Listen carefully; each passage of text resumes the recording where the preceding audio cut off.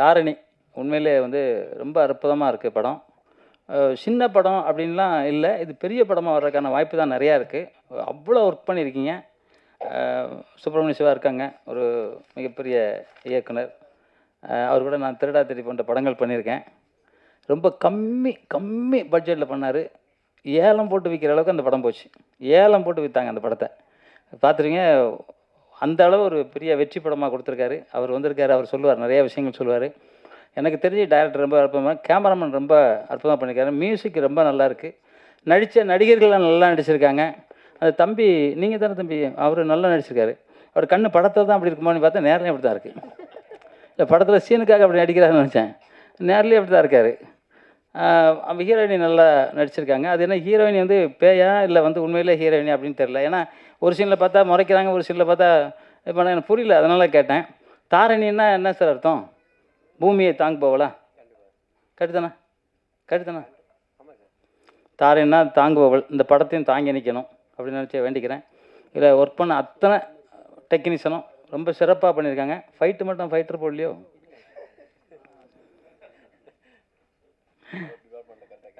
இல்லை, ஏன்னா அது கரெக்டாக இல்லை. வேறு எல்லாம் கரெக்டாக சொல்லலை, அதை மட்டும் என்னால் கரெக்டாக சொல்ல முடியல. அது மாதிரி ஒரு மிகப்பெரிய ஹீரோ வர்றதுக்கான அத்தனை வாய்ப்புகளும் இல்லை. அவர் வந்து நான் கேட்டேன், நீங்கள் நடிச்சிருக்கீங்களாண்ணே? இல்லை, நான் வந்து பிஆர்ஓ சார் கூப்பிட்டாரு, அதுக்காக வந்தேன் அப்படின்னு சொன்னார். உண்மையிலே பிஆர்ஓவுக்கு சால்வை போட்டிங்களா சார்? இல்லை, கிரேட் சார். இல்லை, அவர் ஒரு பொக்கே கொடுங்க, நான் அந்த இது கொடுங்க, நான் கொடுக்கணும். அவர் கொடுங்க, அவருக்கு முதல்ல கொடுக்கணும் சார். நான் இல்லை கொடுங்க, இல்லைன்னா என்னதை தரேன்? இல்லை, அவருக்கு கொடுக்கணும் சார். இன்றைக்கி அவ்வளோ பேரும் என்ன காசு கொடுங்க. அவருக்கு உண்மையிலே வந்துங்க, அவர் நல்ல படங்கள் பண்ணியிருக்காரு. நிச்சயமாக சார், இதே மேடையில் தான் விஜய் சேதுபதி சொன்னேன், சார் ஆக்ஷன் படமாக பண்ணுங்கன்னு. இதே மேடல் சொல்கிறேன், நீங்கள் ஆக்ஷன் படம் பண்ணிங்கன்னா அடுத்த வாட்டி இந்த மேடையில் வருவோம் இல்லை, அப்போ நீங்கள் ஒரு பெரிய டாப் ஹீரோவாக இருப்பீங்க. இதுக்காக மனமார்ந்த வாழ்த்துக்கள் சார். உண்மையிலே நல்லா வரணும் சார், நல்லா வரணும். ஏன்னா இந்த மனசு இருக்குது பார்த்தீங்க, எல்லாருக்கும் வந்து ஹெல்ப் பண்ணோன்னே. தம்பி அசோசியேட் ஆகிட்டுறான், கோட் ஆகிட்டு தாடி வச்சுருக்காரு, கோட் ஆகிட்டு தான். அப்போல்லாம் தாடி இல்லைன்னா கோட் ஆகிட்டு, கோடி தாடி வச்சா கோட் ஆகிட்டு. சுப்பிரமணிய சார், நீங்கள் வந்து அப்போமே தாடி வச்சுருந்தீங்களா சார்? ஃபஸ்ட் படத்தில் பாருங்கள், இவங்க அம்மா அப்பா என்ன புண்ணியம் பண்ணுங்க, பிறக்கும்போதே சேவிங் பண்ண முடியலன்னு அப்போவே தாடி. உண்மையிலே சந்தோஷம் சார். மகிழ்ச்சி. இல்லை, உண்மையிலே ஒரு பெரிய இயக்குனர் சார். நான் வந்து திருச்சியில் போய் ஃபைட் எடுத்தோம். சும்மா ஒரு அரை மணி நேரம் 1 மணி நேரம் தான் ஃபைட் எடுத்தோம். ஏன்னா அவர் வந்து அந்த பட்ஜெட்டில் அவரால் அவ்வளோ வெற்றி படமாக கொடுக்க முடியும்னு நான் உண்மையிலே மறந்துட்டேன்.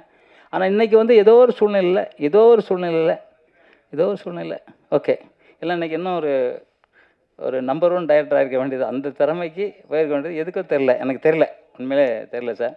வேறு எதுலையும் நான்லாம் மாட்டிக்கல. நான்லாம் இப்போ சிலம்பம் கற்றுக் கொடுங்கன்னு என்னை சொல்லி கேட்டுக்கிட்டே இருந்தாங்க. சிலம்பம் கற்றுக் கொடுத்தா அதில் ஒதுங்கியிருப்போம், ஏன்னா வேறு எதுக்கும் போயிருக்க மாட்டோம்.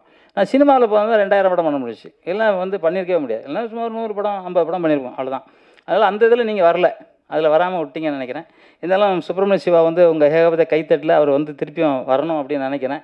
அவர் எங்கூட வந்த பாண்டி விக்கி அவர்கள் ஒரு பெரிய தர்மகர்த்தா மாதிரி, அவரும் வந்து வாழ்த்துக்கள் அவருக்கும். அதில் எங்கள் கூட ஒரு இயக்குனர் இருக்கார் தினேசன், அவருக்கும் வாழ்த்துக்கள். வந்திருக்க அத்தனை மக்களுக்கும் வாழ்த்துக்கள். இந்த படம் மிகப்பெரிய வெற்றி அடைய மனமார்ந்த வாழ்த்துக்கள் சொல்கிறேன். நான் எப்போவுமே சொல்கிற மாதிரி தான், அம்மாவை மதிங்க, அம்மாவை மதிக்கிற மட்டும் தான் ஜெயிக்க முடியும். பெண்களை யார் தெய்வமாக நினைக்கிறாங்களோ அந்த மனிதர் மட்டும்தான் ஜெயிக்க முடியும். ஏன்னா எல்லாரும் பிறந்தது பெண்மை மூலியமாக தான். அந்த பெண்மையை வந்து கெட்ட நோக்கத்தோடு பார்க்குறோம். அத்தனை வேணும் மனிதனே கிடையாது. ஏன்னா மிருகம் கூட அந்த மாதிரி கிடையாது. தாயை வந்து புணர்றது மிருகம் கூட கிடையாது. அந்த மாதிரி யாருமே இருக்கக்கூடாதுங்கிறதுக்கு காரணம் இங்கே வந்து போதைகள் அதிகமாகின காரணத்தினால அப்படின்னு நான் நினைக்கிறேன். ஏன்னா முன்னாடிலாம் அப்படி இல்லை. எங்கே பார்த்தாலும் போதை, எங்கே பார்த்தாலும் போலீஸெல்லாம் அடிக்கிறாங்க. போலீஸ்லாம் முதல்ல பார்த்தா காக்கி சட்டையை பார்த்தா, அப்போலாம் ஆஃப்டர் ஆயிரம் தான் காக்கி சட்டை போட்டிருப்பாங்க. போலீஸை பார்த்தா 10 கிலோமீட்டருக்கு நம்ம ஓடிடுவாங்க. அப்போலாம் சைக்கிள் கூட கிடையாது. ஆனால் இப்போ போலீஸை அடிக்கிறாங்க. அந்த மாதிரி நம்ம நிறைய வீடியோவில் பார்க்குறோம், போலீஸ்லாம் அடிக்கிறாங்க. அதுக்கெலாம் பெரிய தண்டனை கொடுத்தா தான் போலீஸை பாதுகாக்க வேண்டியதாகிடும் போலுக்கு. நம்மளுக்கு அது போலீஸை பாதுகாக்கணும், அந்த மாதிரி இருக்குது.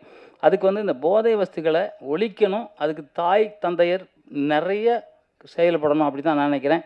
அந்த தாயை மதிங்க. தாய் 10 மாதம் தன் வயிற்றில் சுமந்து பிள்ளையை பெற்கிறாங்க.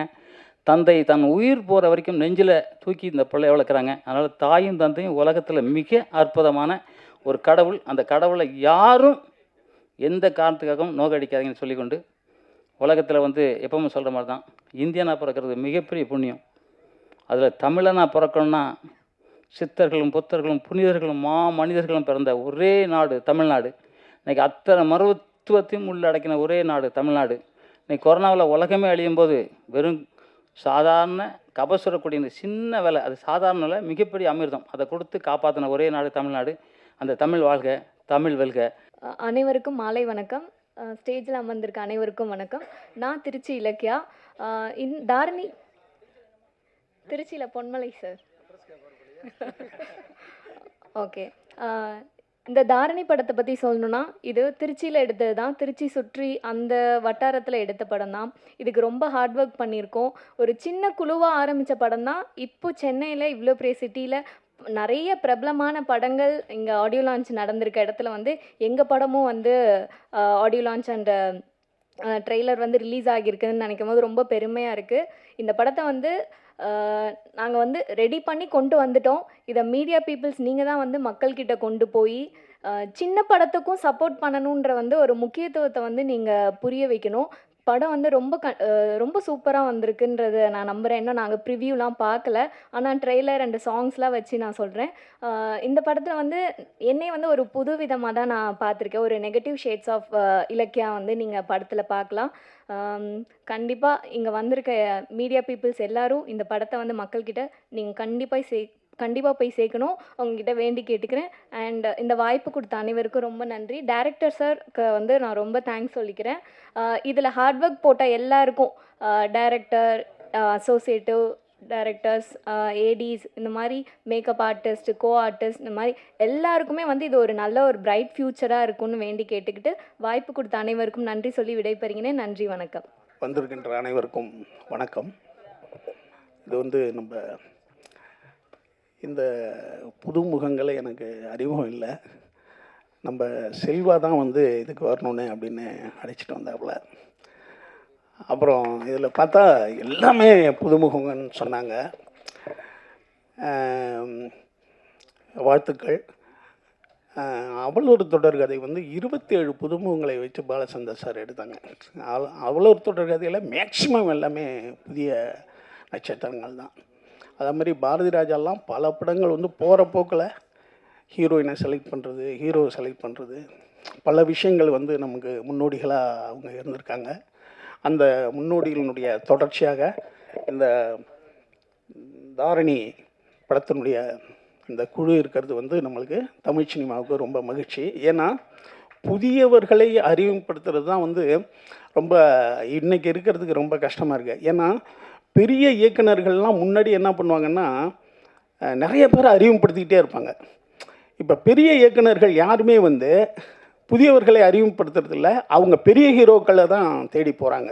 ஆனால் ஏன்னா வியாபாரம்ன்ற ஒரு விஷயத்தை அவங்க சொல்லி போயிடுறாங்க. ஆனால் அதுக்கு முன்னாடி பெரிய இயக்குநர்கள் எல்லாம் சின்ன சின்ன ஆர்டிஸ்ட்டை வச்சு நிறையா படம் பண்ணுவாங்க. அது வந்து இப்போ வந்து ரொம்ப அதான் வியாபாரன்ற ஒரு விஷயத்தில் அவங்க வந்து சொல்லி நம்மளை எஸ்கேப் போயிடுறாங்க. இது வந்து இப்போ நம்ம மாஸ்டர் வந்து திருடாதிரி எனக்கு பண்ணாங்க. மாஸ்டர்கிட்ட எனக்கு பிடிச்ச விஷயம் என்னென்னு கேட்டால், இருப்பதை கொண்டு சிறப்பாக எடுக்கிறதுல மாஸ்டர் ரொம்ப முக்கியமானவர். ஏன்னா சினிமாவில் எல்லா நேரத்துலையும் எல்லாம் கிடைக்காது, வாழ்க்கை மாதிரி தான். அதை வந்து மிகச்சிறந்த முறையில் நமக்கு செஞ்சு தர்றவங்க. அப்புறம் இன்னொரு சிறப்பு என்னென்னா, அவர் ஒரு 200 வருஷம் வரைக்கும் நான் வாழுவேன்னு சொல்லியிருக்காரு. அது வந்து மிகப்பெரிய ஒரு விஷயம். ஒருத்தன் வந்து முதல்ல நம்மளை நம்பணும் நம்ம. ஏன்னா அது ரொம்ப முக்கியமானது. இப்போ நான் வந்து ஒரு 25 வருஷமாக மருந்து மாத்திரையே சாப்பிட்டது கிடையாது. எங்கள் அப்பாலாம் 50 வருஷம் மருந்து மாத்திரையே சாப்பிட்டது கிடையாது எனக்கு தெரிஞ்சு. டாக்டர்கிட்டே நாங்கள் போக மாட்டோம். ஏன்னா அப்படி வரும் தலைவலி இதெல்லாம் வரும். ஆனால் ஏதோ சுட தண்ணி கெடு தண்ணி எங்கள் அம்மா ஏதோ ஒன்று காய்ச்சி கொடுத்தாங்கன்னா சாப்பிட்டு சரியாயிடும். அது நாங்கள் மருந்து மாத்திரையே சாப்பிட்றதில்ல நாங்கள். ஸோ என்னென்னா முதல்ல நம்மளுக்கு ஒன்றும் இல்லைன்றதை நம்ம நம்பணும். இது ஒன்றும் பெரிய விஷயம் இல்லை, கடந்து போகுன்ற விஷயம். அப்போ அந்த 200 வருஷம் வாழ்றேன்னு சொன்னது வந்து எனக்கு மாஸ்டர்கிட்ட ரொம்ப பிடிச்ச விஷயம். அப்புறம் இப்போ சமீபத்தில் எம்ஜிஆர் ஃபோட்டோ வந்து ஒரு கிழவியை கட்டி பிடிச்சிக்கிட்டு இருப்பார். அது ரொம்ப ஃபேமஸ் ஃபோட்டோ எம்ஜிஆர்து. அந்த விஷயத்த சொன்னார். அந்த விஷயம் பண்ணும்போது நான் கூட இருந்ததாக சொன்னார். நான் வந்து அதை பார்த்து ஏன்னா அந்த ஃபோட்டோ நிறைய இடத்துல பார்க்கும்போது இது யார் எடுத்திருப்பா, ஏன்னா அதெல்லாம் வந்து ஐகான்ஸ் அந்த ஃபோட்டோலாம் சிலவங்களுக்கு வாழ்க்கையில் வந்து ரொம்ப முக்கியமான ஃபோட்டோக்கள் அமையும். அதில் வந்து எம்ஜிஆருக்கு அந்த ஃபோட்டோ, எம்ஜிஆர் வந்து குழந்தைங்க கூட சாப்பிட்டுக்கிட்டு உட்காந்துருக்கிற ஃபோட்டோ, இதெல்லாம் ரொம்ப முக்கியமான ஃபோட்டோக்கள். அது வந்து யார் பக்கத்தில் அந்த குழந்தை உட்காந்துருங்கலாம் தேடும்போது இப்போ இந்த ஃபோட்டோனுடைய இது அவர் கூட இருந்தது சொன்னார். எனக்கு ரொம்ப அதை பற்றி பின்னால் நான் நிறையா அவர்கிட்ட தனியாக பேசணுன்னு ஆசைப்பட்றேன். ஏன்னா வாழ்க்கையில் சில ஃபோட்டோக்கள் வந்து நமக்கு வந்து நம்ம நிறைய ஃபோட்டோ எடுப்போம், ஆனால் சில ஃபோட்டோ தான் நமக்கு வந்து நான் ஒன்று சொல்கிறேன் உங்களுக்கு, நம் இறந்தவுடன் நம்ம வீட்டு வெளியில் வைக்க போகிற ஃபோட்டோ எது? இப்போ அந்த ஃபோட்டோ நம்மகிட்ட இருக்கும், பயங்கரமானது இது. அதான் சொல்கிறேன். அப்போ ஒரு ஃபோட்டோ இருக்கும், அந்த ஃபோட்டோ எதுன்றது இப்போ நம்மளால் கண்டுபிடிக்க முடியாது. எந்த ஃபோட்டோ நமக்காக பிரபலப்படுத்த போகுதுன்னு தெரியாது. அதுக்காக சொல்கிறேன். அடுத்தது இந்த படம் ஒரு ஹாரர். எனக்கு வந்து சுந்தர் சி அண்ணன் சொல்லுவார், ஏய் சினிமாவில் மட்டும் பேய் ஏமாத்தாதியா, பேய் நம்மளுக்கு சம்பாரிச்சு தருணுவார் சுந்தர்சி. பேயை நம்புனா சினிமாவில் அவன் சம்பாதிப்பான் அப்படின்னு சொல்லியிருக்காரு. சொன்னார் ஒரு நாள், என்னென்ன சொல்கிறீங்க, உண்மைதான்பா, பேயை மட்டும் ஒருத்தன் நம்பினான்னா அது வந்து சம்பாரித்து கொடுக்கும். ஏன்னா மனிதன் வந்து எதை வந்து எதிரியாக நினைக்கிறானோ அதை விரும்பிட்டான்னு வச்சிங்களேன், அவன் நமக்கு அடிமை. இது வந்து நீங்கள் யாரை வேணாலும் பார்த்துங்க, ஒருத்தவங்க பேசாமே போகிறான்னா நீங்கள் வெளியே போய் பேசிட்டீங்கன்னா அவன் வாழ்நாள் பூரா நம்மளுக்கு ரொம்ப நன்றி உள்ளவனாக இருப்பான். அப்படி தான் பேயை வெறுக்கும் மனிதன் பேயை விரும்பும்போது அது நம்மளுக்கு ஏதோ செஞ்சு தருது. அடுத்தது மனிதன் வந்து பயத்தை விரும்புகிறான் அல்லது கெடுதலை விரும்பிக்கிட்டே இருக்கான், நல்லதை தான் விரும்ப மாட்டான். மனிதன் எதெல்லாம் வெறுக்கிறானோ அதை ரொம்ப விரும்பிக்கிட்டு இருக்கான்னு அர்த்தம். நீங்கள் அதிகமாக ஒரு விஷயத்தை வெறுக்கிறீங்கன்னா பின்னால் அதை விரும்பிட்டீங்கன்னா அதை நீங்கள் விடவே மாட்டீங்க. இப்படி ஒரு இது இருக்குது. அப்போ வந்து இந்த பேய் வந்து இன்றைக்கி சினிமாவில் வந்து பயம்ன்ற ஒரு விஷயத்தை மீறி சினிமாவில் வந்து விரும்பப்படுறது எதுக்குன்னா அந்த பயத்தை நம்ம விரும்புகிறோம். இதெல்லாம் வந்து ட்ராகுலான்னு சொல்லிட்டு 1931 இதனுடைய முன்னோடி இருக்குது. 1931 தான் இந்த மாதிரி பயங்கரமான படங்களை எடுத்தாங்க. 31 தான் அதுதான் இது. அது வந்து கழுத்தை கடிக்கும்னு சொல்லுவாங்க, ரத்தம் கக்கிடும் பார்த்தா அப்படின்வாங்க, இந்த மாதிரிலாம் இருந்தது. அடுத்தது எங்கள் காலத்தில் வந்து எக்ஸாசிஸ்ட்னு ஒரு படம் இருந்தது. அது தனியாக பார்த்துட்டா பரிசுலாம் சொல்லுவாங்க. ஒரு தேட்டரில் அந்த படம் ஓடும், தனியாக ஒருத்தவங்க பார்க்கணும், பயப்படாமல் பார்த்துட்டானா அவனுக்கு பரிசுன்னு சொல்லுவாங்க. அதே மாதிரி நம்ம இதில் பேய்க்கதை மன்னன் பிடி சாமின்னு ஒருத்தர் இருந்தார். ஒரு பேய்க்கதை தான் எழுதுவார் எப்போ பார்த்தாலும். அதே போல் விட்லாச்சாரியா, ஜெகன்மோகினி படம்லாம் வண்டியாக கட்டிக்கிட்டு போய் பார்த்த காலங்கள் உண்டு. இந்த பேய் படங்களுடைய கதைகள் வந்து ரொம்ப சுவாரஸ்யமானது. சினிமாவில் எப்படி ஒரு காதல் படம் வந்து ரொம்ப முக்கியமானதோ, மாஸ்டர் சொன்ன மாதிரி ஆக்ஷன் படங்கள் வந்து முக்கியமானதோ, அதே மாதிரி பேய் படங்களும் ரொம்ப முக்கியமானது. குறிப்பாக பேய்கள் வந்து பெண்களாக இருப்பாங்க இல்லையா? பெண்களை தான் நம்ம பேயாக இருக்கிறோம். ஏன்னா பெண்கள் தான் நம்ம சாமியாக கும்பிட்றதால பெண்களை நம்ம பேயாகவும் பார்ப்போம். இந்த புதிய இந்த டீம் வந்து மிகப்பெரிய வெற்றி அடைத்தோம். ஏன்னா சினிமான்ற அந்த சாதனம் வந்து சாதாரணது கிடையாது. நீங்கள் இன்னொரு சிறப்பான விஷயம் பண்ணியிருக்கீங்க. மொதல் படம் ஆடியோ ரிலீஸ் அன்னைக்கே 2வது படத்துக்கு பூஜை போடுறது நான் இது வரைக்கும் சந்திச்சதில்லை. இதுதான் சினிமா வரலாறில் முதல் முறைன்னு நான் நினைக்கிறேன். அதுக்கும் என்னுடைய வாழ்த்துக்கள். ஏன்னா சினிமா என்பது வந்து சாதாரண ஒரு ஆயுதம் கிடையாதுங்க. சினிமா மிஷினை கண்டுபிடிச்சி, சினிமா கேமரா கண்டுபிடிச்சி டால்டாய்ஸ்கிட்ட போய் காட்டுறாங்க, போட்டு காமிக்கிறாங்க. உலக புகழ்பெற்ற எழுத்தாளர் டால்டாய்ஸ், ரஷ்ய எழுத்தாளர்கிட்ட போய் காட்டுறாங்க. அவர் கேட்குறாரு, எப்பா எல்லாம் போட்டு காட்டினீங்களே இந்த படம், இதை யார் எடுக்கிறது? அவர் ப்ரொடியூசர்னு பேருங்க, அவர் பணம் போட்டால் தான் எடுக்க முடியும். சரி, இதுக்கு கருவி இருக்குல்ல, கேமரான்னு சொல்கிறீங்களே, இது யார் வச்சுருக்கா? அது ஒரு பணக்காரர் வச்சுருப்பாருங்க. சரி, இதை வந்து இப்போ எங்கள் வீட்டில் வந்து போட்டுட்டீங்க, இதை ஊரில் எப்படி போடுவீங்க? அது தேட்டருன்னு ஒரு கட்டணும், அதுக்கு ஒரு பணக்காரர் வேணும்.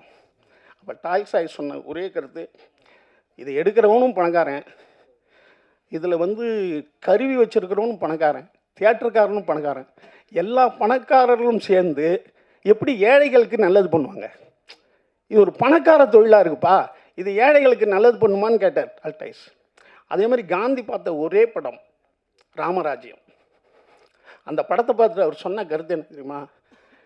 இந்த சாதனம், அதாவது விஷுவல் மீடியா, வருங்கால உலகத்தை ஆளும், அதான் கையில் வச்சுருக்கோம், ஆனால் அது நல்லவர்கள் கையில் மட்டுமா இருக்கும் அப்படின்னு ஒரு கொஸ்டினாக போட்டார். அப்படி மிகப்பெரிய ஒரு சாதனம் வந்து விஷுவல் மீடியா. எம்ஜிஆர் சூப்பர் ஸ்டாராக இருக்கார். பெரியகுளம்னு ஒரு ஊர், அங்கே ஒரு டாக்டர் அவர் எம்ஜிஆருக்கு ஒரு கடிதம் எழுதுறாரு. சார், இங்கே வந்து உங்கள் ரசிகர்கள் அடிக்கடி ரத்தம் விற்கிறாங்க என்னுடைய ஹாஸ்பிட்டலுக்கு வந்து. எம்ஜிஆர் ஏன்னு கேட்க சொல்கிறாரு. எம்ஜிஆர் படம் எப்பப்பெல்லாம் ஓடுதோ அவங்க கையில் காசு இல்லைன்னா ரத்தத்தை விற்று போய் படம் பார்க்கலாம் எம்ஜிஆர் ரசிகன். இப்போ எம்ஜிஆர் அதுக்காகவே என்ன பண்ணுறாரு, அங்கே ஒரு கூட்டம் போட சொல்கிறார், ரசிகர்கள் கூட்டம். அதில் போய் அந்த ரசிகர்கள் மத்தியில் இனிமே உங்கள் வருமானத்துக்கு என்னவோ அதில் தான் என் படம் பார்க்கணும், நீங்கள் ரத்தத்தை விற்று படம் பார்க்குறதா சொல்கிறாங்க.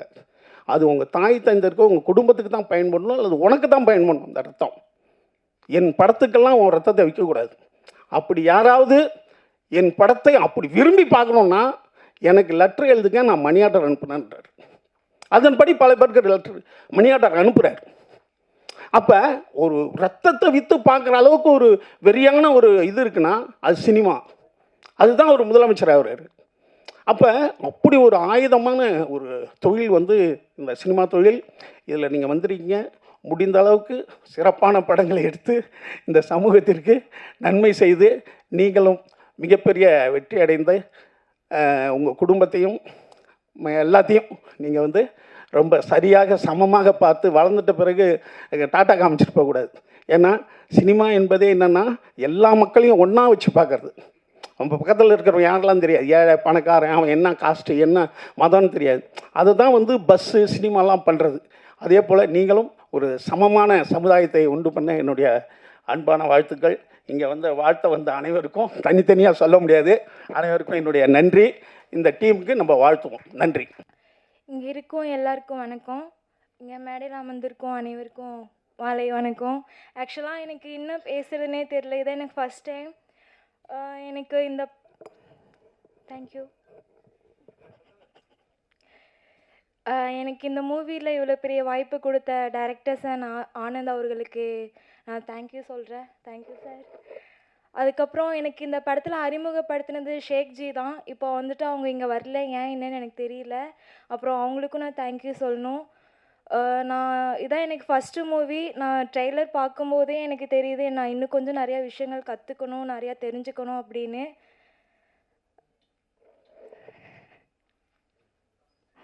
ஆக்சுவலாக எனக்கு ஒரு மாதிரி இருக்குது, எனக்கு நர்வஸாக இருக்குது, எனக்கு இன்னும் பேசுகிறதுனே தெரில. அப்புறம் எனக்கு எப்படி நடிக்கணும், என்ன பண்ணணும்னு எல்லாம் சொல்லி கொடுத்த லவ் சீன் அது கொலாப்ஸ் பண்ணி விட்டுட்டாங்க. தேங்க்யூ.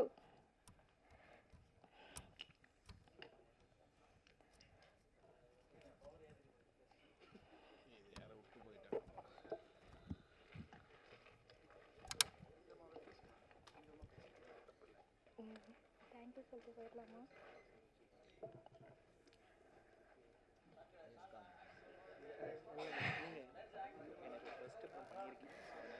ஆக்சுவலாக இது எனக்கு ஃபஸ்ட்டு படம்.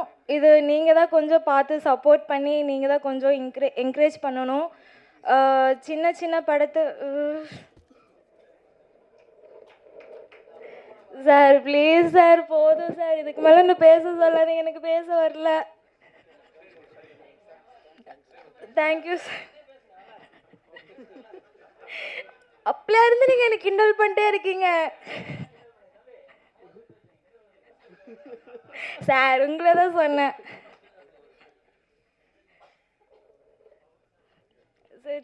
எல்லாத்துக்கும் தேங்க்யூ. அப்படி எடுத்து விடுங்க, நான் பேசிக்குவேன்ல. படம் மிகப்பெரிய வெற்றி அடையணும், அதுக்கு நீங்கள் தான் ஃபுல்லாக சப்போர்ட் பண்ணணும். நெக்ஸ்ட்டு சார், டேரக்டர் நல்லா பெரிய ஆளாகணும். இந்த டீமில் ஒர்க் பண்ண எல்லாருமே இன்னும் நல்லா பெரிய ஆளாக வரணும். அப்புறம்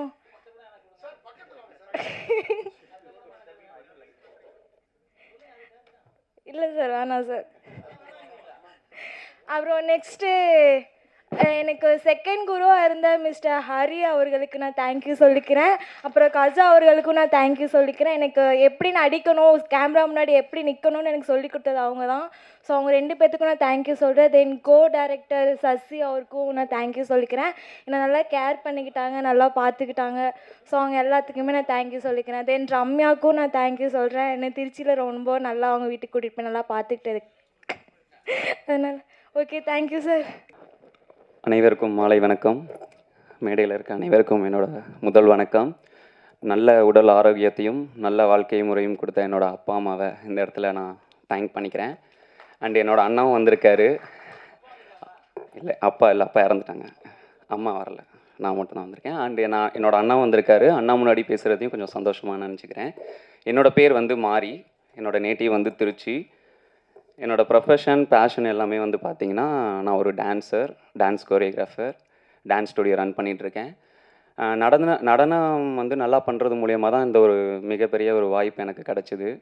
இந்த வாய்ப்பு எனக்கு கொடுத்த ஆனந்தனாவுக்கும் அண்ட் ஆனந்தனா டீமுக்கும் பெரிய தேங்க் பண்ணிக்கிறேன். அண்டு இது வந்து என்னோடய முதல் படம். இந்த படத்தை பற்றி சொல்லணுன்னா எப்படி சொல்கிறது, லைக் நடிக்கிறதுலேருந்து இந்த படத்தோட ஹோல் ஜேர்னி ட்ராவல் ஆகிறதுலேருந்து எல்லாமே பேக் எண்ட்லேருந்து சப்போர்ட் பண்ணேன் என்னோடய டீம் மெம்பர்ஸ். ஏன்னா சின்ன சின்ன கரெக்ஷன்ஸ் பண்ணாலும் அதை பெருசாக சொல்லாமல், ஏன்னா ஸ்பாட்டில் ஏதாவது இது இப்படி அப்படின்னு சொன்னால் நம்மளுக்கே ஒரு மாதிரி ஹெசிடேட் ஆகும், நல்லா பண்ணுறோமா பண்ண மாட்டோமான ஒரு கான்ஃபிடென்ட்டே இருக்காது. ஸோ பின்னாடி இருந்து சின்ன சின்ன விஷயத்தையும் அப்ரிஷியேட் பண்ணி நல்ல விதமாக கொண்டு வந்திருக்காங்க. அவங்க எல்லாத்துக்குமே இந்த இடத்துல நான் ரொம்ப பெரிய தேங்க்ஸ் சொல்லிக்கிறேன். Okay, thank you sir. அண்ட் ஆனந்தனாவுக்கு ரொம்ப பெரிய தேங்க்ஸ் ஃபார் ஒரு பெரிய ஆப்பர்ச்சுனிட்டி கொடுத்துருக்கீங்க. அண்டு டீமாக ஒர்க் பண்ண எல்லாத்துக்குமே பெரிய நன்றி. ஏன் அப்படின்னா, எனக்கு வந்து ஒரு டான்ஸ் ஸ்டுடியோன்ற ஒரு வேலை இருக்குது. ஆனால் டீமில் ஒர்க் பண்ண யாருக்கும் வந்து எந்த வேலையும் இல்லை. ஏன் அப்படின்னு வந்து பார்த்திங்கன்னா, எல்லாமே இதுதான் அப்படின்னு சொல்லிட்டு பேஷனேட்டாக பேக் எண்ட்லேருந்து நிறையா ஹார்ட் ஒர்க் பண்ணியிருக்காங்க. ரொம்ப பேஷனேட்டாக ஹார்ட் ஒர்க் பண்ணியிருக்காங்க. அதனால அவங்களுக்கு இது மூலியமாக ஏதாவது ஒரு வாய்ப்பு கிடைக்கும்னு நான் நம்புகிறேன். And thank you so much. இந்த படம் வந்து ஒரு வெற்றி படமாக அமைய கடவுளை வேண்டிக்கிறேன். Thank you so much. எனக்கு இப்போதைக்கு ஏதாச்சும் நடந்தது இங்கே அப்படின்னா அதை பற்றி வச்சு ஜட்ஜ் பண்ணிடாதீங்க. ஒரு ப்ராமிசிங்கான ஃபிலிமாக வந்திருக்குது. நான் படம் பார்த்துட்டேன். லைக் சக்தி அண்ணா சொல்லிகிட்டே இருந்தாங்க, சினிமா ஒரு நல்ல பெரிய ஆயுதம், இந்த மீடியாவே பெரிய ஆயுதம் தான்.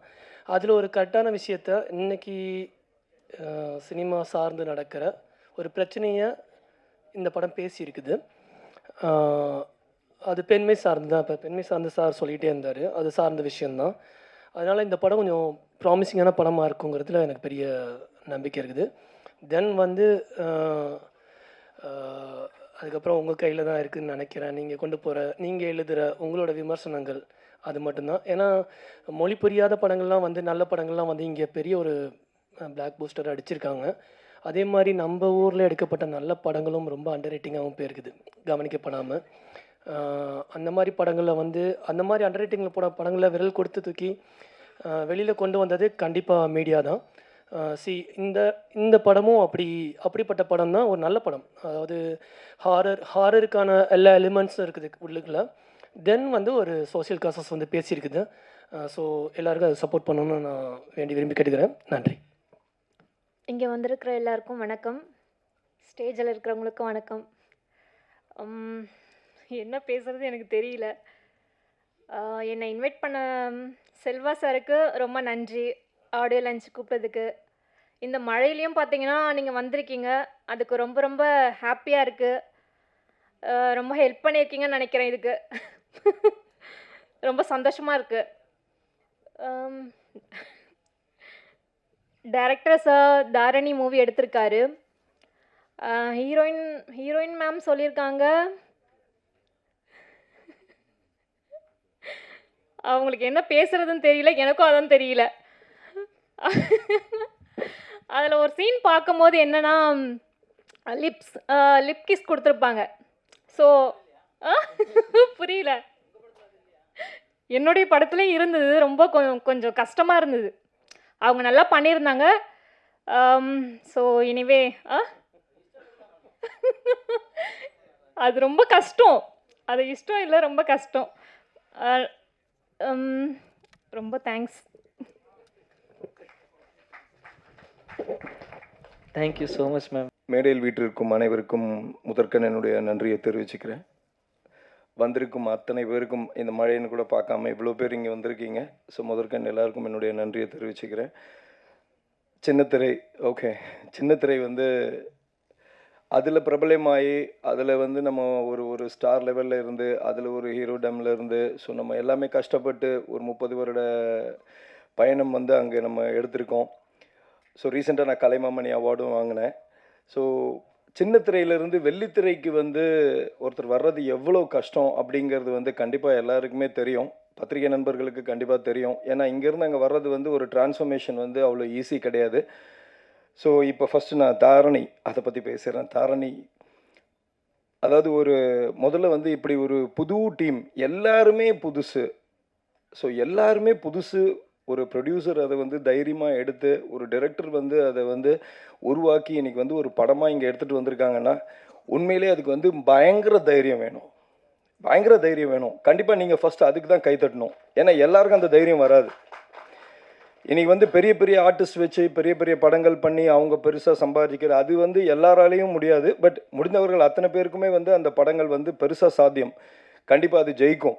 ஏன்னா எல்லாம் பெரிய படங்கள். சின்ன படங்கள் வந்து இந்த மாதிரி புதுசாக வரவங்கள வந்து என்கரேஜ் பண்ணி அவங்கள வந்து கொண்டு வரணும்னு நினச்சி, ஏன்னா சின்ன சின்ன பட்ஜெட்டில் வந்து படம் பண்ணுறாங்க. கண்டிப்பாக இந்த மாதிரி படங்களை வந்து வெளியில் கொண்டு வந்து நிறைய பேருக்கு வாய்ப்பு கொடுத்து, புதுசாக வர கலைஞர்களுக்கும் வாய்ப்பு கொடுத்து, எல்லா டெக்னீஷியன்ஸ் முதற்கொண்டு எல்லாருக்குமே வாய்ப்பு கொடுத்து ஒரு படத்தை வந்து இன்றைக்கி இவ்வளோ தைரியமாக எடுத்துகிட்டு வந்திருக்காருன்னா கண்டிப்பாக இதை வந்து ஒரு பெரிய லெவலுக்கு கொண்டு போகிற ஒரு இடம் வந்து பத்திரிகை தான்.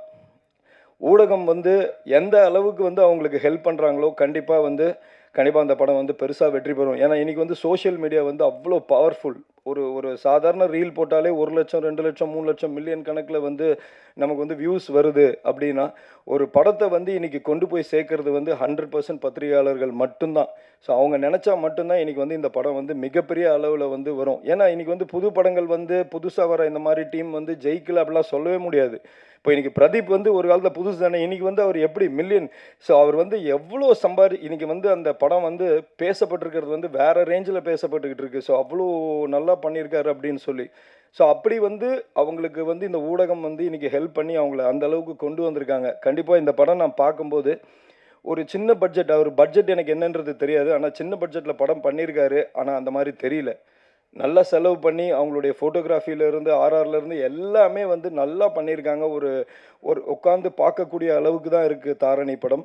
ஸோ கண்டிப்பாக இந்த படம் வந்து மிகப்பெரிய வெற்றி அடையணும். அவர் சார் சொன்ன மாதிரி ஒரு படம் வந்து இன்றைக்கி வந்து ட்ரெய்லர் ரிலீஸை போட்டிருக்காங்கன்னா அடுத்த படத்துக்கு வந்து அவர் பூஜை போடுறாருன்னா அப்போ அவர் வந்து உண்மையிலே வந்து எப்படி சொல்கிறது, பயங்கர தைரியம் வேணும். ஸோ அதை தான் நான் முதல்ல வந்து டைரக்டர் சாரை நான் பாராட்டுறேன், ஆனந்த் சாரை.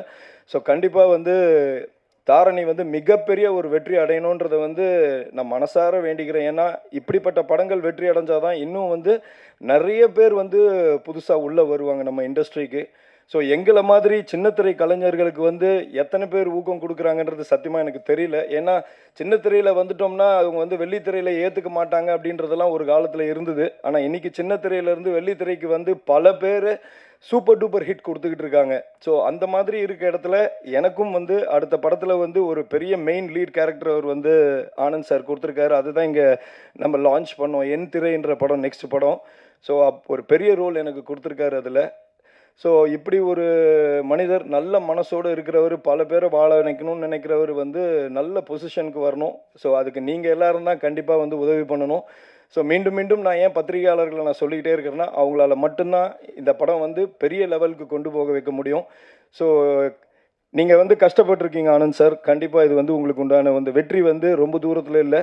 ஸோ கூடிய சீக்கிரம் இதில் உழைச்ச அத்தனை பேர், டெக்னீஷியன்ஸாக இருக்கட்டும், ஆர்டிஸ்டாக இருக்கட்டும், உழைச்ச அத்தனை பேரும் வந்து ஒரு நல்ல பொசிஷனை அடையணும்னு வந்து கடவுளை நான் வேண்டிக்கிறேன். எனக்கு வாய்ப்பு கொடுத்ததுக்கு ஆனந்த் சாருக்கு மிக்க நன்றி. Thank you very much.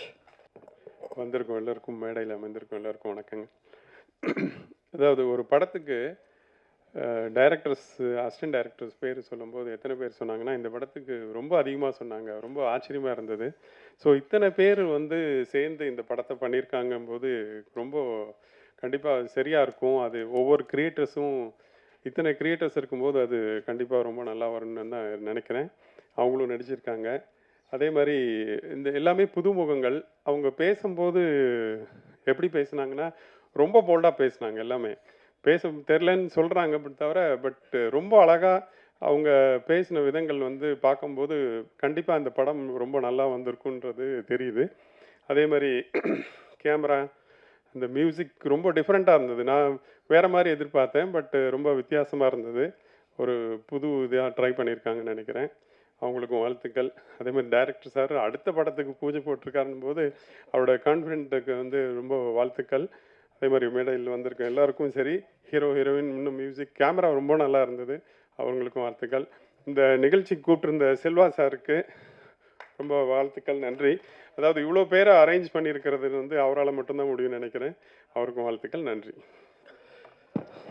அனைவருக்கும் வணக்கம். ஒரு சிறிய இடைவெளிக்கு அப்புறம் உங்களை எல்லாம் சந்திக்கல ரொம்ப மகிழ்ச்சி. ஃபர்ஸ்ட் ஆஃப் ஆல் இந்த மலையையும் கடந்து இங்கே இவ்வளோ பேர் வந்து இந்த படத்துக்கு சப்போர்ட் பண்ணிக்கிறீங்க. உங்கள் எல்லாருக்கும் வந்து என் மனமார்ந்த நன்றிகள் அண்ட் வாழ்த்துக்கள். இங்கே வந்திருக்கிற எல்லாருக்கும்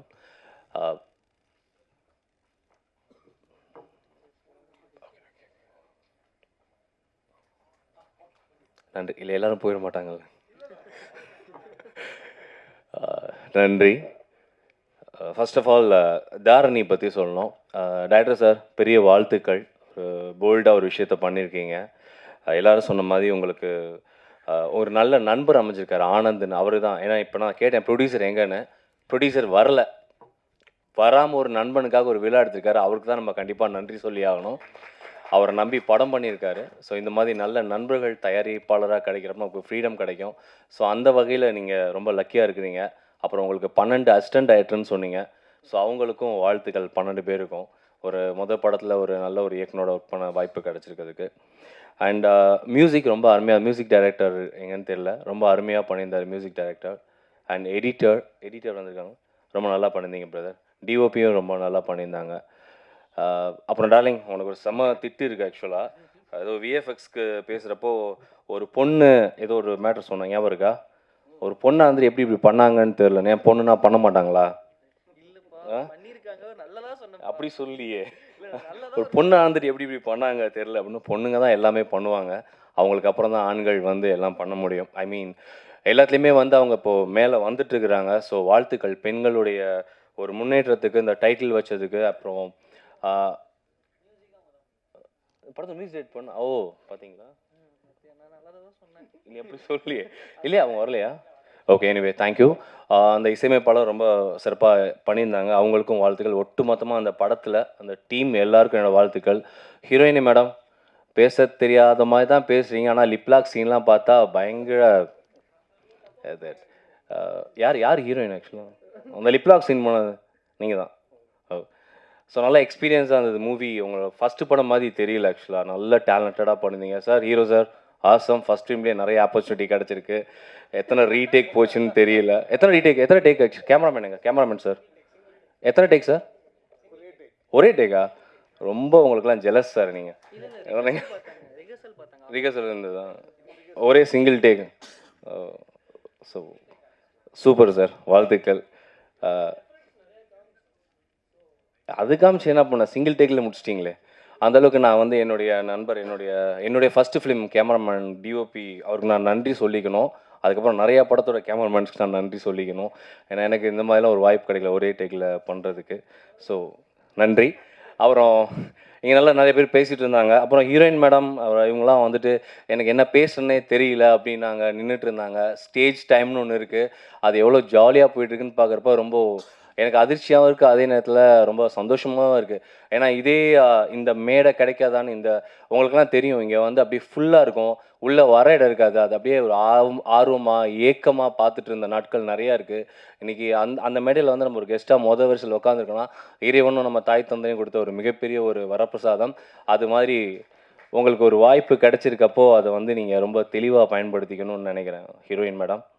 அந்த லிப்லாக் மாதிரி எதுவும் டக்குன்னு அப்படி ஃபஸ்ட்டு டேக்கோடனே ஃபஸ்ட்டு மேடையிலே சூப்பராக பண்ணிடணும். வாழ்த்துக்கள். எல்லாருமே நல்லா பேசிகிட்டு இருந்தாங்க. இதுக்கு எனக்கு ஒரு 2-3 விஷயம் நான் பேசணும்னு நினைக்கிறேன். ஏன்னா இது வந்து இந்த மேடையை வந்து ஒரு பிக் பாஸ் மாதிரி தான் இருந்தது. பிக் பாஸ் 9ல் இப்போ இருக்க அது என்ன சொல்லுவாங்க, பார்ட்டிசிபெண்ட்ஸ்லாம் இருக்காங்க இல்லையா, அது மாதிரி கேமரா முன்னாடி சில பேர்லாம் வந்து விஷயம் பேசுகிறதா இருக்கட்டும், இல்லை கேமராக்கு பின்னாடி நிறையா நடக்கிறதா இருக்கட்டும், அந்த மாதிரி நம்ம ஜாக்குவர் தங்கம் சாரோட கமெண்ட்டுக்கும் நம்ம ஹீரோயின்ஸோட ரியாக்ஷன்ஸ்க்கும் ரொம்ப நல்லா இருந்தது. And thank you. அதுக்கப்புறம் சில விஷயங்கள்லாம் பேசினேன். படத்தை தாண்டி நிறைய விஷயம் இதுவே என்னோட படம் வந்து அடுத்து ரிலீஸ் ரெடியாக இருக்குது. சாரா, நான், யோகி பாபு சார்லாம் பண்ணியிருக்கோம். ரோபோ சங்கர் அண்ணா அவர் எல்லாரும் பண்ணியிருக்கோம். அடுத்து ரிலீஸ் ரெடியாக இருக்குது. அடுத்து குரு சார் கூட ஒரு படம் பண்ணியிருக்கேன், ரிலீஸ்க்கு இருக்குது. பிரம்ம முகூர்த்தம் அடுத்துக்கு ரிலீஸ்க்கு இருக்குது. இப்போ 2 படம் பூஜை போட்டிருக்கோம். ஸோ இன்றைக்கும் எனக்கு ஒரு படங்கள் வந்து இறைவன் நேரத்தில் வந்துட்டுருக்கு. ரொம்ப அதுக்கு நான் பெருமைப்படணும், நன்றி சொல்லிக்கணும். என்னுடைய தாய் தந்தருக்கும் எனக்கு வாழ்த்து கொடுத்த அனைவருக்கும் நன்றி சொல்லிக்கணும்னு நினைக்கிறேன். அதுக்கப்புறம் முக்கியமான விஷயம்னா, நம்ம கேபிள் சங்கர் சார் மாதிரி கிடைக்க ஒரு அற்புதமான ஒரு என்ன சொல்லணும், லக்கி சாம் கை. அப்படி கூலாக ரிலாக்ஸாக வந்து அப்படி ஒரு ட்ராக் ஷர்ட் டிஷர்ட்டில் வந்து ஜாலியாக பேசிட்டு போகிறாரு. நான் ஒரு 4 சட்டை மாதிரி இது நல்லா இருக்குமா இது நல்லா இருக்குமான்னு. So sir awesome, outfit is awesome. Time management தான் நம்ம பேசணும்னு நினைக்கிறேன். ஏன்னா சினிமான்றது மட்டும் இல்லை, அரசியல் இல்லை, வாழ்க்கையிலே வந்து டைம் மேனேஜ்மெண்ட் ரொம்ப ரொம்ப முக்கியமாக இருக்குது.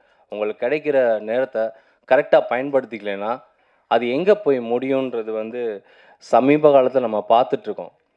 சில சில சில காலதாமதத்தினால ஒரு 41 பேர் இறந்துட்டாங்க. ஆக்சுவலாக நிறையா பார்த்துட்ருக்கோம். அந்த மாதிரி காலதாமதங்கள் அப்படின்றது வந்து எங்கே போய் முடியும்னா நமக்கு அது வந்து பாசிட்டிவில் முடிகிற மாதிரி தெரியல.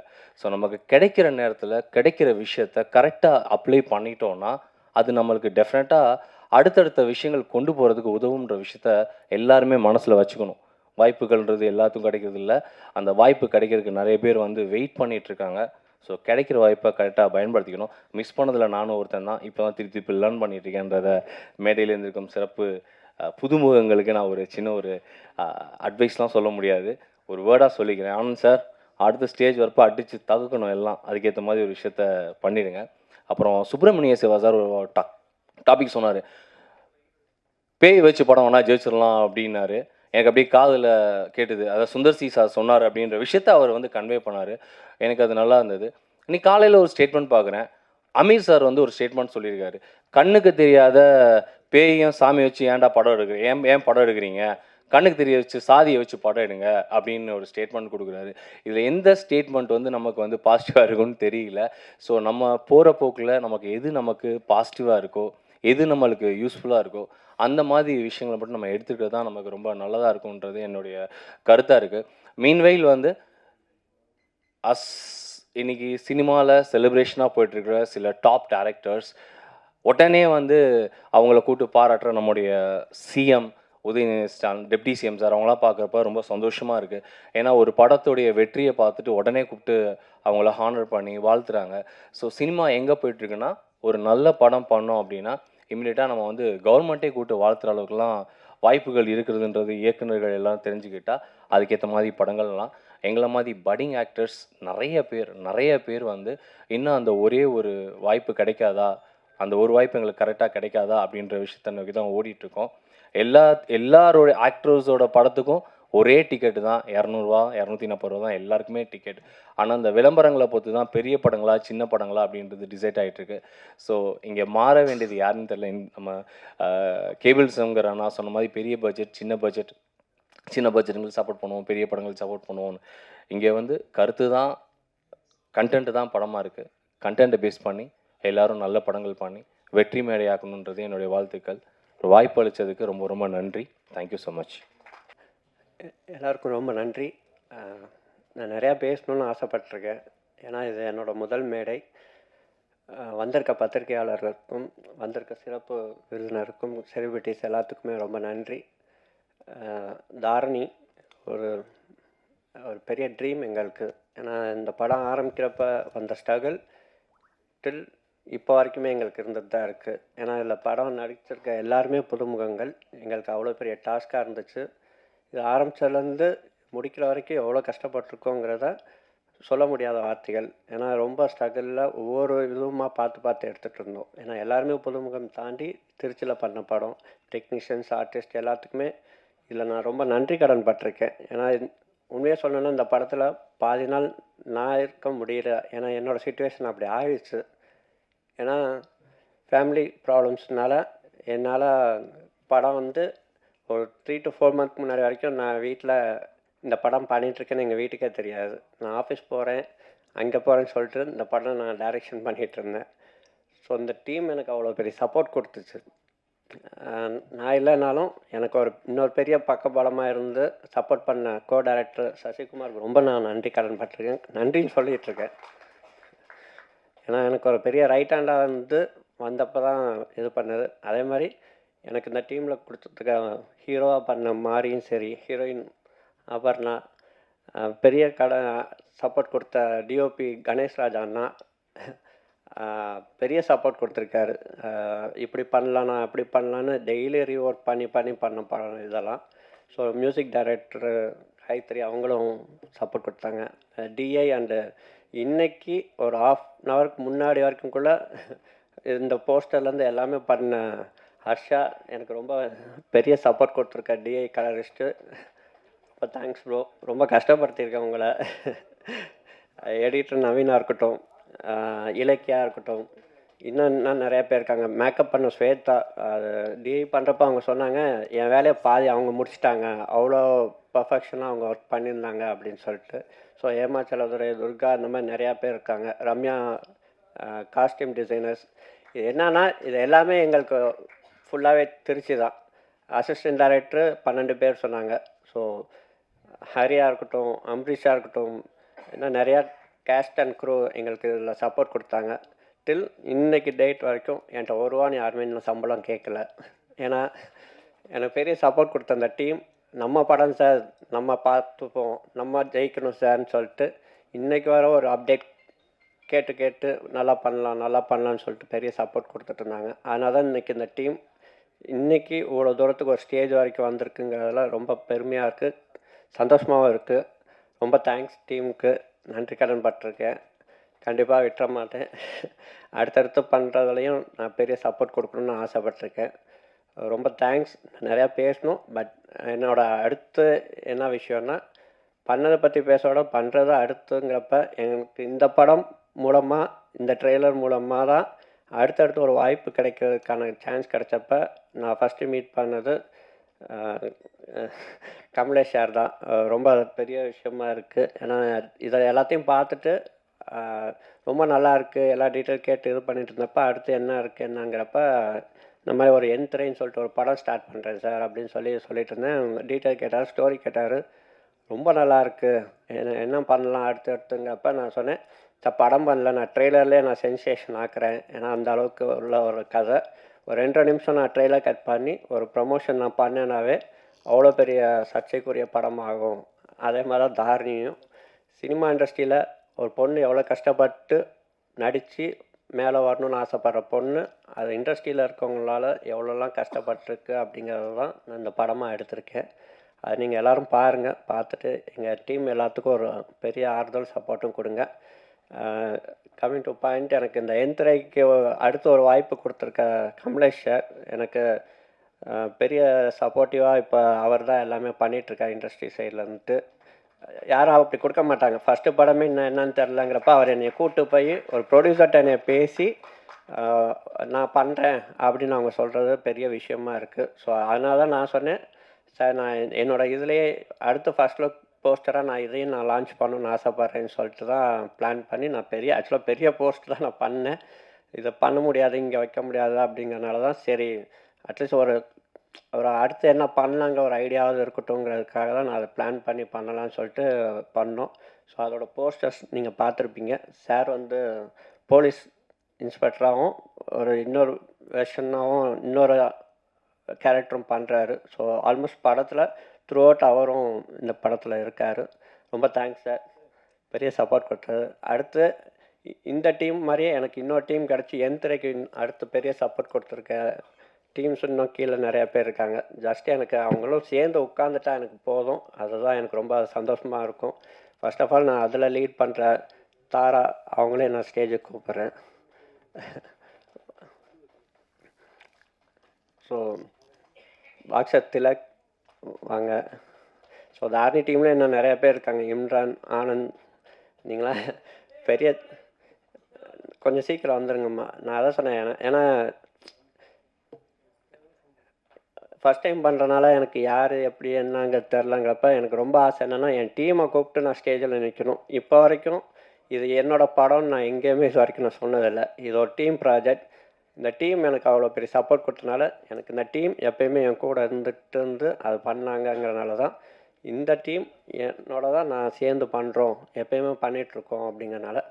ஸோ அடுத்த படம் பண்ணுறதுக்கான டீமும் எனக்கு கொஞ்சம் ஸ்டேஜ் ஏறி ஒரு குரூப் ஃபோட்டோவாக பண்ணணுன்னு நான் ரொம்ப ஆசைப்பட்றேன். மேக்கப் ஆர்டிஸ்ட், டெக்னீஷியன்ஸ் எல்லாமே கீழே இருக்கீங்க, ஸ்டேஜ் வந்துடுங்க. இது ஒரு பெரிய ஆப்பர்ச்சுனிட்டிஸ். ஏன்னா இந்த மாதிரி ஸ்டேஜ் அவங்க சார் சொன்ன மாதிரி நம்ம ஹீரோ அவர் சொன்ன மாதிரி இதெல்லாம் கிடைக்காது.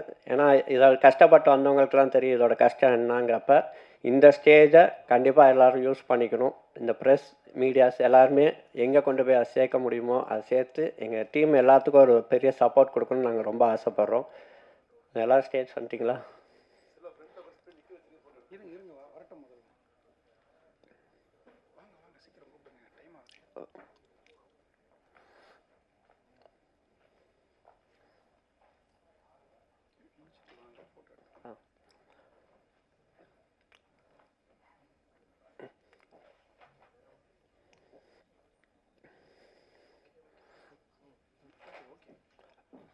ரொம்ப தேங்க்ஸ். எங்களுக்கு ஒரே ஒரு ஆசை தான், இதை எங்கள் டீம் இவ்வளோ பெரிய உழைப்புக்கு இவங்க எல்லாம் தான் காரணம். நான் சும்மா ஒரு கருவி தான்.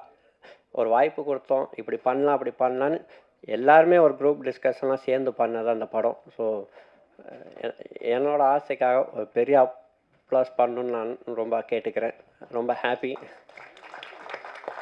ரொம்ப சந்தோஷமாக இருக்குது. ஏன்னா நான் சொன்ன மாதிரி தான் என் வீட்டுக்கே எனக்கு தெரியாது நான் டைரக்டருங்கிறது. இவங்க ஃபேமிலியாக தான் என் ஃபேமிலியாக நான் நினச்சி ஷூட்டிங் ஸ்பாட்டில் இருந்திருக்கேன். ஃபஸ்ட்டு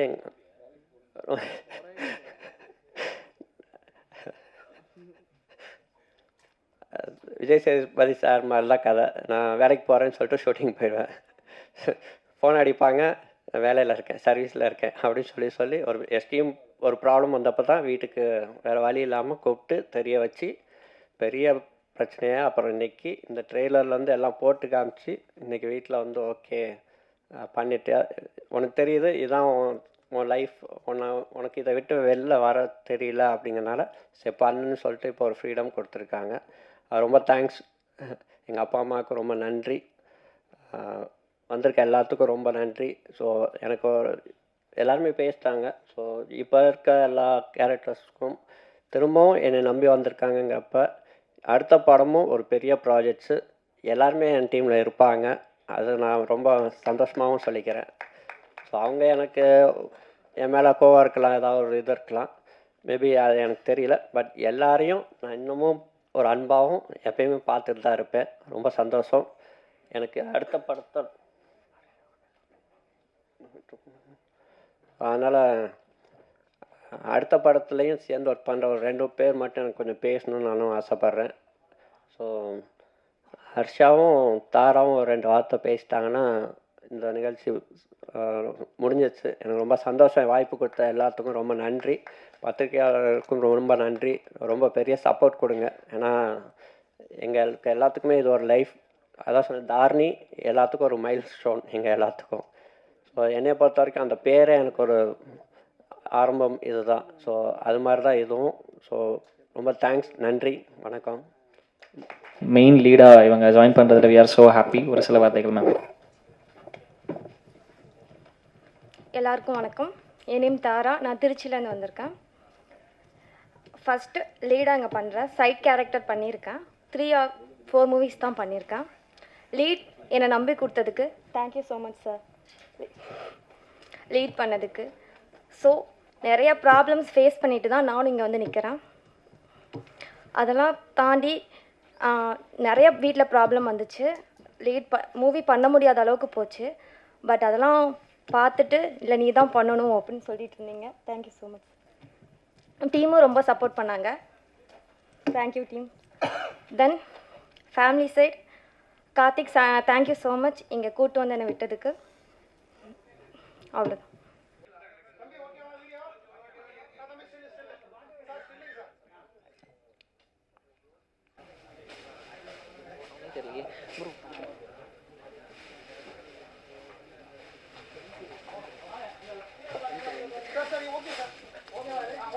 பிடிச்ச நடிகர்கள் அத்தனை பேருமே வந்துட்டு இதில் நடிச்சிருக்காங்க. இதை ஒரு நல்ல கைத்தட்டல் கொடுக்கலாம் ஃபார் த நெக்ஸ்ட் மூவி.